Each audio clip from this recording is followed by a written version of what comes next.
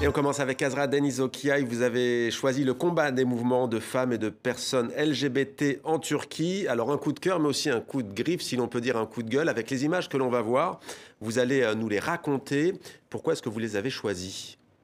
Ce mouvement, depuis 2 ans, en fait, elle a été très primordiale pour nous.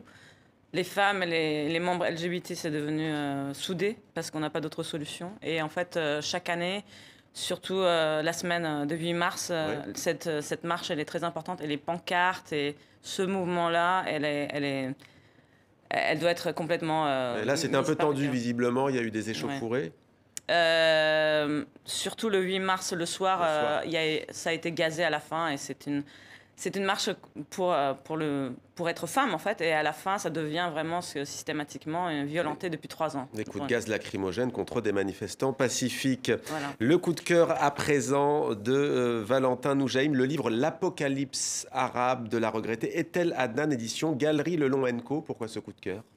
Bon, déjà, j'avais envie de lui rendre hommage après son décès récent. Et puis, c'est un livre que j'ai beaucoup lu quand j'écrivais L'Étoile bleue et je viens de le relire. C'est un livre qui m'a beaucoup marqué et je trouve que je suis fasciné par son œuvre en général.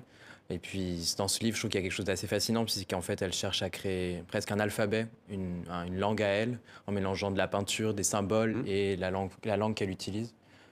Et ça, c'est quelque chose que je trouve merveilleux dans son livre et qui m'a beaucoup touché. Voilà pour ce coup de cœur en forme d'hommage. Souleymane El-Bassam, vous avez choisi un film culte, Le salaire de la peur d'Henri-Georges Clouzot. Dites-nous ce qui vous a plu dans ce film. C'est l'écriture surtout. C'est que en fait, là, on rentre dans l'histoire, dans le grand sens du mot, c'est-à-dire qu'on regarde un groupe de mecs paumés, n'est-ce pas, après la Deuxième Guerre mondiale, qui se retrouvent au fin fond du monde et qui se retrouvent en face d'une mission qui les fait confronter avec la mort. En Ce fait, on est en type Amérique centrale, on va pas tout déflorer, mais c'est pour celles et ceux qui l'ont pas vu. Il y a une compagnie pétrolière qui propose beaucoup d'argent à ceux qui accepteront de conduire un camion chargé de nitroglycérine pour aller éteindre un feu, hein, c'est ça.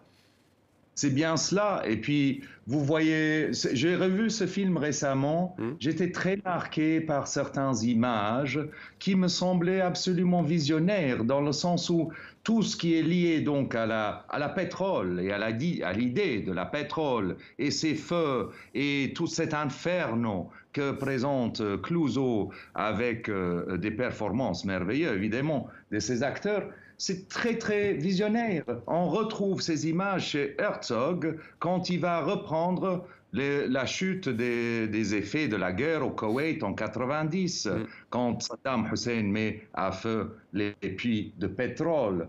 Il me semble que ce type d'écriture, je le trouve très inspirant, je le trouve très nécessaire aussi pour comprendre le moment de l'histoire dans lequel on est. On n'est Merci. plus au moment d'histoire où il n'y a pas d'histoire. Là, on est toujours dans l'histoire et c'est ça qu'il faut comprendre. End of history, c'est pas vrai.